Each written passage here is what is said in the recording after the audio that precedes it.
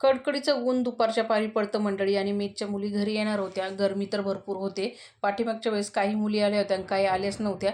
तर चला त्यांच्यासाठी मस्त असं थंडगार बनवूया काहीतरी. तर अर्धा लिटर दूध मी इथं फुल फॅट क्रीमवालं घेतलेलं आहे आणि त्यामध्ये मग मी केसर, विलायचीची पूड आणि साखर टाकून थोडंसं आटून घेतलं.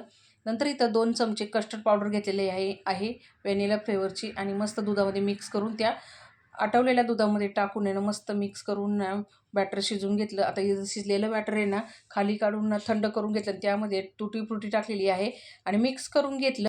आईस्क्रीमच्या मोल्डमध्ये मी हे भरून घेतलं मिश्रण चांगलं. लगेच ते फ्रीजरला ठेवलं 6 तासासाठी. 6 तासानंतर मी बाहेर काढलं. मुली पण आल्या होत्या तर त्यांच्यासाठी दुपारी हे थंडगार आईस्क्रीम मी बनवलं होतं. तर त्यांना खाऊन खूप मजा आली. तुम्हाला पण असं आईस्क्रीम बनवायचं असेल तर नक्की ट्राय करून बघा. खूप टेस्टी होतं.